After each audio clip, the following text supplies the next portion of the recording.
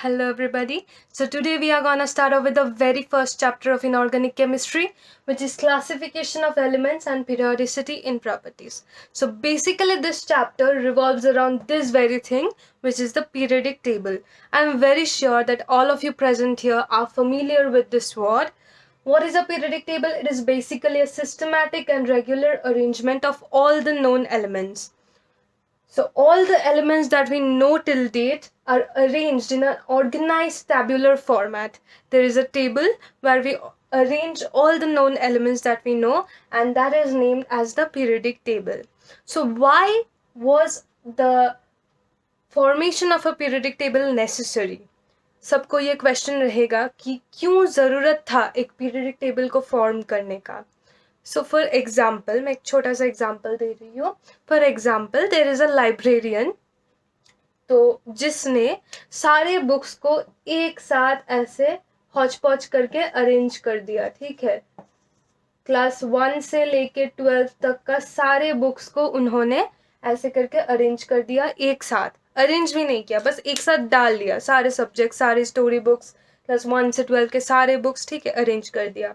तो तुमको एक बुक चाहिए NCERT केमिस्ट्री क्लास 12 का, तुमको चाहिए ये वाला बुक. तो तुम ये लाइब्रेरियन के पास गए और उसको बोले कि ये वाला बुक तुम्हें चाहिए. उसने बोला जाओ जाके टेबल में देखो कहीं पे होगा, ढूंढ लो. तो क्या तुम ढूंढ पाओगे वो वाला बुक? हाँ, शायद ढूंढ पाओगे, पर बहुत टाइम कंज्यूमिंग है. तो इसलिए तुम और एक लाइब्रेरी में गए जहाँ पे लाइब्रेरियन ने ऐसे टेबल को ऐसे डिवाइड कर दिया पार्ट्स में. उन्होंने कह दिया कि ये वाला जो टेबल है इसमें सिर्फ क्लास 12 के बुक्स है. ठीक है, उन्होंने बता दिया ये फिजिक्स का रो है, ये केमिस्ट्री का रो है, ये बायोलॉजी का रो है, ये मैथ्स का रो है, ये इंग्लिश का रो है, ये फी8 का रो है. फी8 क्या है? Physical education. ठीक है, उसका रो है. तो उन्होंने बता दिया. तो तुमको पता है कि क्लास 12 का केमिस्ट्री का रो ये है. तुम डायरेक्टली लाइब्रेरी में जाओगे, ये वाला रो में जाओगे, अपना NCERT केमिस्ट्री बुक ढूंढ लोगे. तो ये बहुत इजी हुआ ना. जब भी किसी चीज़ को हम अरेंज करें, ठीक है, जब भी हम किसी चीज़ को अरेंज करेंगे तो वो बहुत इजी होता, आसानी होता है किसी भी चीज़ को ढूंढने के लिए. ठीक है, सिमिलरली एलिमेंट्स को ताकि हम आसानी से ढूंढ पाए, ठीक है, इसीलिए हमने एक ऑर्गेनाइज्ड स्ट्रक्चर बनाया, एक टेबल बनाया, सब एलिमेंट्स को अरेंज किया हमने. ठीक है, तो finally all the scientists came up with this very thing which is the periodic table. अब हम आएंगे history of the period table. कौन से साइंटिस्ट ने काम किया इसके ऊपर, कौन से साइंटिस्ट ने क्या क्या आइडिया दिया था, ठीक है, पीरियडिक टेबल को फॉर्म करने के लिए. सो जैसे कि हमने बताया बहुत सारे साइंटिस्ट ने काम किया हमारे पीरियडिक टेबल को बनाने में. ठीक है, सो पहले आए हमारे ग्रेट साइंटिस्ट लवॉइसियर. उन्होंने सारे एलिमेंट्स को दो पार्ट में डिवाइड किया, एक है मेटल्स और एक है नॉन मेटल्स. उन्होंने बताया कि एलिमेंट्स को हम दोनों तरीके से क्लासीफाई कर सकते हैं, एक मेटल्स और एक नॉन मेटल्स, ऐसे करके अरेंज कर सकते हैं हम.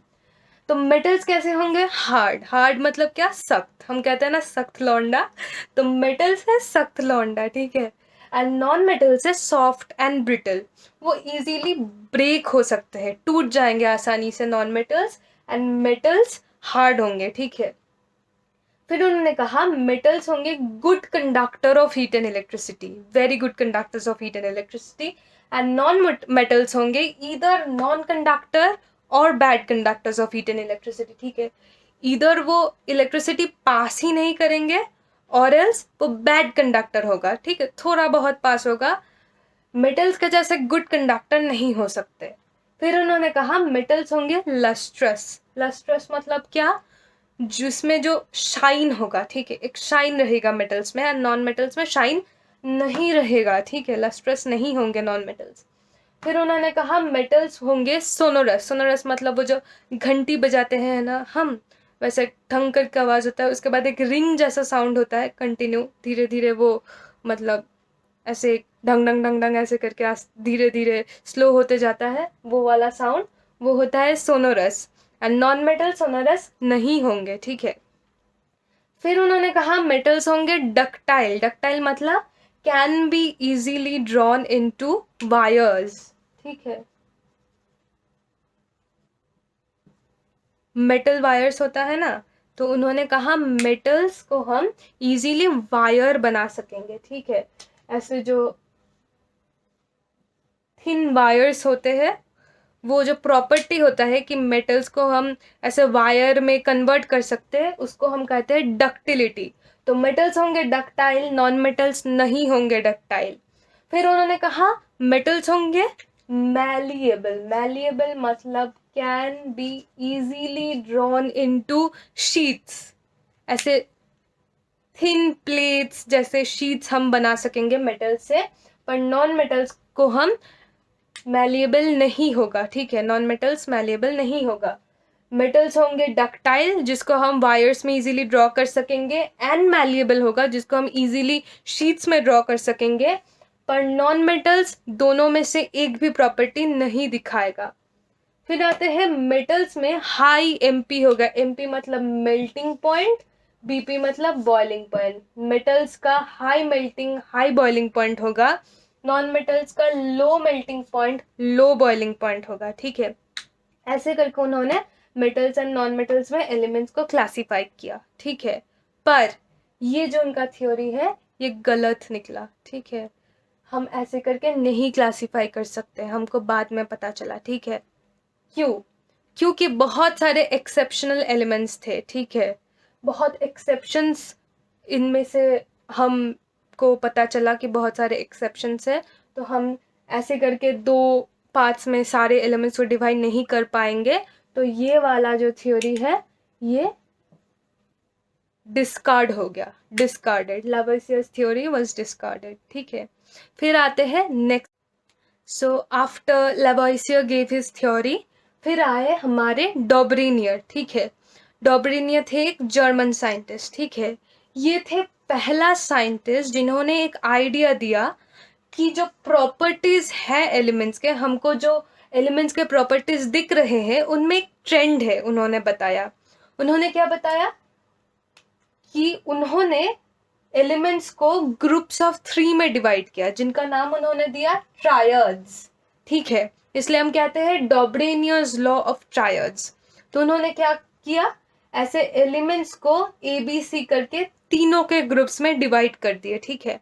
फिर उन्होंने क्या कहा, atomic mass of the central element is the arithmetic mean of the atomic mass of the other two elements। मतलब ये जो सेंट्रल एलिमेंट है हमारे, फॉर एग्जाम्पल B, उसका जो एटॉमिक मास रहेगा वो A का एटॉमिक मास प्लस C का एटॉमिक मास बाई 2, मतलब इन दोनों का एटॉमिक मास का एवरेज, ठीक है। B का एटॉमिक मास होगा A प्लस C का एटॉमिक मास बाई 2। उन्होंने एग्जाम्पल दिया इसका कि कौन सा ग्रुप्स ये फॉलो कर रहे हैं। उन्होंने बताया lithium, sodium and potassium. Lithium का एटॉमिक मास है 7, ठीक है। पोटेशियम का एटॉमिक मास है 39। तो दोनों को ऐड करो, क्या रहेगा 46, ठीक है। दोनों को हम ऐड करते हैं, ठीक है। 7 plus 39 by 2 equal to 46 by 2 equal to 23, ठीक है। तो सोडियम का एटॉमिक मास क्या है 23। तो ये वाला ट्रायड फॉलो कर रहे हैं, ठीक है। फिर सिमिलरली कैल्शियम, स्ट्रोंशियम एंड, अब डॉबरिनियर ने तो अपना थ्योरी दे दिया, पर बाद में पता चला कि ऐसे ट्रायड्स है जो ये वाला जो डॉबरिनियर का लॉ ऑफ ट्रायड्स है वो फॉलो नहीं कर रहा, ठीक है। इसलिए ये वाला थ्योरी को हम डिस्कार्ड कर दिए, ठीक है। For example hydrogen, lithium and sodium का ट्रायड हम ले रहे हैं।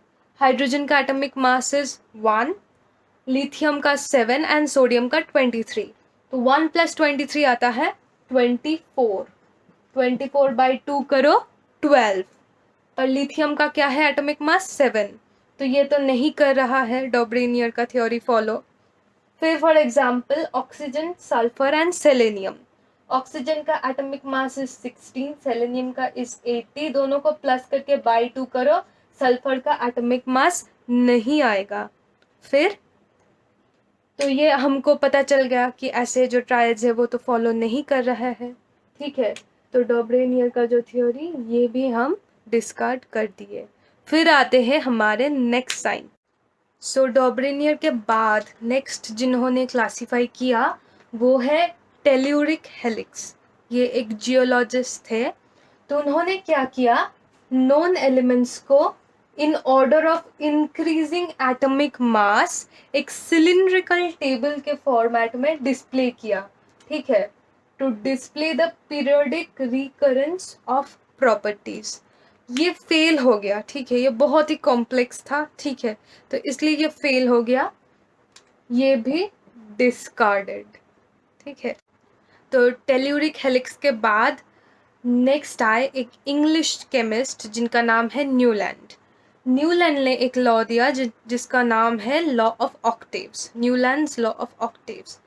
ये थे फर्स्ट पर्सन जिन्होंने केमिकल प्रॉपर्टीज ऑफ एलिमेंट्स को इंक्रीजिंग एटॉमिक मास के साथ रिलेट किए। पहला इंसान जिन्होंने केमिकल प्रॉपर्टीज के साथ इंक्रीजिंग एटॉमिक मास का एक रिलेशन है ये बताया, ठीक है, पहला। उन्होंने क्या कहा, if elements are arranged in form of increasing atomic masses the eighth element from start will have similar properties as that of the first one। मतलब क्या, उन्होंने कहा अगर हम एलिमेंट्स को अरेंज किए एक इंक्रीजिंग एटॉमिक मास के हिसाब से, तो जो फर्स्ट एलिमेंट है उसके साथ जो एथ एलिमेंट है उसका प्रॉपर्टी सेम होगा, ठीक है। तो उन्होंने ऐसे करके 1 2 3 4 5 6 7 ऐसे करके अरेंज किया। एथ एलिमेंट का प्रॉपर्टी फर्स्ट के साथ सेम है, इसीलिए वो फर्स्ट के नीचे एथ वाला एलिमेंट रख दिए, ठीक है। ये रहा 1 2 3 4 5 6 7। उन्होंने क्या कहा, एथ एलिमेंट के साथ फर्स्ट एलिमेंट का सिमिलरिटी है, तो 8 वाला इधर आ गया, ठीक है। तो जैसे कि हम गाने में जो है सारे गामा पाधा नी सा, सारे गामा पाधा नी, उसके बाद फिर से सा, तो ऐसे करके फर्स्ट एलिमेंट का जो प्रॉपर्टी है वो एथ के साथ सेम होगा, ऐसे करके हम अरेंज किए। तो जैसे कि lithium, beryllium, boron, carbon, nitrogen, oxygen, fluorine. फिर सोडियम का प्रॉपर्टी, जो सोडियम है एथ एलिमेंट, लिथियम है फर्स्ट एलिमेंट सपोज, तो सोडियम का प्रॉपर्टी लिथियम से सिमिलर है, इसलिए सोडियम आ जाएगा लिथियम के नीचे। फिर मैग्नीशियम का प्रॉपर्टी बेरिलियम के साथ मिलता है, तो मैग्नीशियम आ गया बेरिलियम के नीचे। वैसे करके फिर से sodium, magnesium, aluminium, silicon, phosphorus, sulphur, chlorine. फिर से पोटेशियम का जो प्रॉपर्टी है वो सोडियम और लिथियम से मैच करता है, इसलिए वो इधर आ गया। कैल्शियम का प्रॉपर्टी बेरिलियम और मैग्नीशियम से मैच करता है, इधर आ गया। पर ये जो क्लासिफिकेशन था ये भी डिस्कार्ड करना पड़ा, क्योंकि this work for the lighter elements till calcium, पर हेवी एलिमेंट्स के लिए ये जो लॉ था ये नहीं काम किया, ठीक है। ये this failed for the heavy elements but worked for the lighter elements till calcium, तो इसको भी हम डिस्कार्ड कर दिए। Newlands law of octaves was also discarded. So after Newland gave his theory and it was discarded, Lothar Meyer came. Lothar Meyer was a German chemist. So he was working at the same point of time when Mendeleev was working in Russia with a very similar approach. Both were working independently. They didn't have any contact, but they had a very similar approach. Okay, coincidentally. So what he did is he used physical properties of elements such as melting point, boiling point, atomic volume to relate similarities among particular set of elements। एक particular set of elements का जो properties है उनको relate करने के लिए उन्होंने physical properties of elements को उठाया, such as melting point, boiling point, atomic volume। He developed a periodic table which closely resembles the modern periodic table। PT मतलब periodic table, जहाँ भी PT मिलेगा मतलब modern मतलब periodic table। ओके, मैंने short form use किया है इधर। तो उन्होंने भी एक periodic table डेवलप किया जो very closely resembles the modern periodic table which we follow in today's time। Okay, so characteristics of his approach, he plotted a graph between atomic volume and atomic weight. ठीक है, एक atomic volume versus atomic weight का graph उन्होंने plot किया. उन्होंने क्या observe किया? Elements with similar properties occupied same positions on the graph. Similar properties वाले जो एलिमेंट्स थे उन्होंने ग्राफ में सेम पोजीशंस होल्ड किए थे. ठीक है, ये रहा उनका पहला observation. Secondly, most electropositive elements such as lithium, sodium, potassium, rubidium, cesium, they occupied the peak positions. एक ग्राफ में पीक होते हैं ना, ऐसे ऐसे, इनको हम पीक्स कहते हैं. ठीक है, ये एक एग्जाम्पल है, ये लोथरमेयर का ग्राफ नहीं है. ठीक है, ये एक एग्जाम्पल है. तो इलेक्ट्रोपॉजिटिव एलिमेंट्स जो लोथरमेयर का ग्राफ था उसमें पीक पोजीशंस होल्ड किए थे. ठीक है, and less strongly electropositive elements कौन है? Alkaline elements. ठीक है, and less strongly electropositive alkaline earth metals such as beryllium, magnesium, calcium, strontium, barium, they occupied the descending positions. ठीक है, ये रहा ascending, ये रहा descending. ठीक है, मतलब जो नीचे आ रहा है जब ग्राफ, उसको हम कहते हैं डिसेंडिंग. ठीक है, जब ग्राफ नीचे आता है उसको हम डिसेंडिंग कहते हैं. तो less strongly electropositive alkaline earth metals descending positions graph में होल्ड कर रहे थे. ठीक है, फिर वो कहते हैं most electronegative elements such as fluorine, chlorine, bromine, iodine, they occupied the ascending positions on the curve. Ascending मतलब मैंने क्या बताया?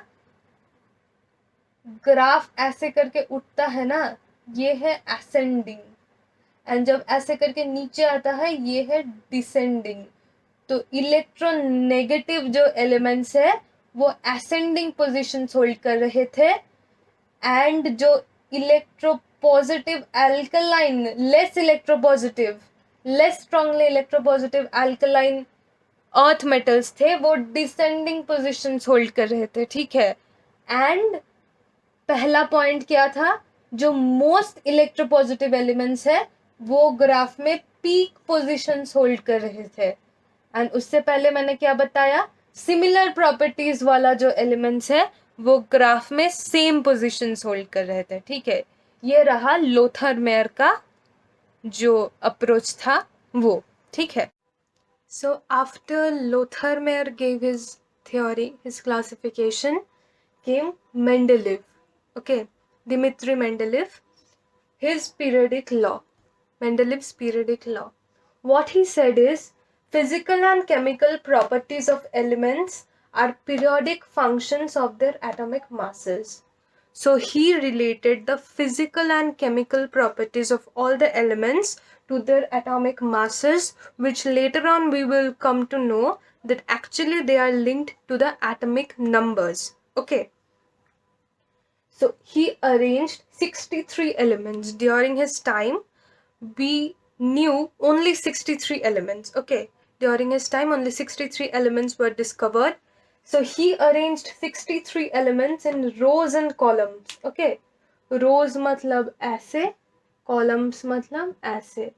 So he made a table out of it. Okay, like this. There were rows and columns. He made a table where he arranged the 63 elements in order of increasing atomic weights, like chota weights, then dhire bada wala weights. Okay, so he arranged in order of increasing atomic weights such that elements with similar properties occupy the same column or group. Similar properties वाले elements same column या फिर same group occupy कर रहे थे. ठीक है, उनके table में. पर ही वॉज ब्रिलियंट. तो I will attach his periodic table after this. Okay, so देखना उनका पीरियडिक टेबल, तो तुम्हें पता चलेगा 1 नंबर जो कॉलम है वहाँ पे उन्होंने लिथियम, पोटेशियम, रुबिडियम, सीजियम को रखा, उसके साथ hydrogen, sodium, copper, silver and gold को रखा, ठीक है। पर ये एक बहुत बड़ा फ्लॉ है। क्यों है? Lithium, potassium, rubidium, caesium are highly electropositive elements, very reactive, ठीक है। पर copper, silver, gold, these are known as noble metals. For example noble gases है, बहुत ही लो रिएक्टिविटी है, ठीक है, लाइक अनरिएक्टिव क्रीचर्स।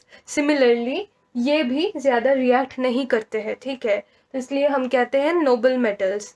तो उन्होंने इनके साथ इनको रख दिया, तो ये तो बहुत बड़ा फ्लॉ है। इसके बाद में मतलब बाकी पीरियडिक टेबल में देखना, बहुत सारे जगह पे उन्होंने देखा कि इंक्रीजिंग एटॉमिक वेट के हिसाब से अगर if you place the elements तो प्रॉपर्टीज मैच नहीं कर रहे हैं। तो उन्होंने क्या किया, he kept the heavier elements first and then he kept the lighter elements. तो ये भी तो गलत हो गया ना, तो इसलिए ये भी हम फॉलो नहीं करते हैं। पर उनके ब्रिलियंस पे आते हैं अभी, ठीक है। सो मेंडेलीव के टाइम पे तो as I said only 63 elements were discovered, but he was so brilliant while he was framing the table he left spaces in between. Okay, जब तुम टेबल देखोगे, if you see the chart, his periodic table, so you'll see that there were a few spaces left. Okay, so he said कि ऐसे वाले property का कुछ element है जो अभी डिस्कवर नहीं हुआ है पर डिस्कवर होगा। he predicted it. Okay, so what he said is he predicted एका एल्यूमिनियम. Okay, he said उसका एटॉमिक मास होगा 68, ठीक है, डेंसिटी होगा 5.9, मेल्टिंग पॉइंट इन केल्विन होगा लो, मेल्टिंग पॉइंट लो होगा, ऑक्साइड का फॉर्मूला होगा E2O3 एंड क्लोराइड होगा ECl3। उसके बाद डिस्कवर हुआ गैलियम, ठीक है। तो देखो ही predicted atomic mass was 68 and जब गैलियम आया तो गैलियम का एटॉमिक मास हुआ 70, डेंसिटी ही प्रेडिक्टेड 5.9, आया 5.94। See how accurate a person can be that he predicted an element which was not found, which like उनके टाइम पे उसका कोई ट्रेस ही नहीं था। he predicted its density to be 5.9 and जो आया reality में it was 5.94. He said melting point will be low and it was 30.2. 30.2 मतलब क्या? रूम टेम्परेचर क्या होता है? 30, 32, 34 ऐसा। तो वो तो लिक्विड स्टेट में ही होगा रूम में, ठीक है, ऐसे वाले टेम्परेचर पे गल जाएगा। ऑक्साइड का फॉर्मूला ही सेड E2O3, आया Ga2O3, chloride he said ECl3, आया GaCl3। Similarly he predicted another element which he named एका सिलिकन, पर when we found it out it was named germanium। ये मैच करके देखना, whatever he predicted close values आया, बहुत ही close values. He was very accurate with his prediction. Okay, so इसका भी एक स्टोरी है। When the person who predicted gallium and germanium, he sent Dimitri a letter. Okay, he sent him a letter saying that आपने जो predict किया था वो values गलत थे, मैंने जो जब निकाला है एलिमेंट तो उसका वैल्यूज ये आ रहा है। Mendeleev was so sure about his prediction that he sent a letter back. He said, your calculations are wrong, my calculations aren't wrong, recheck them and देखना कि ऐसा ही वैल्यूज आएगा। उसके बाद he recheck them the values, his calculations, फिर ये वाला values आया which were very close with Mendeleev's prediction. Okay, so ये रहा Mendeleev's brilliance. Okay, so gallium का नाम था एका एल्यूमिनियम एंड जर्मेनियम था एका सिलिकन, ये याद रखना, ठीक है। So today I'm gonna be ending it over here.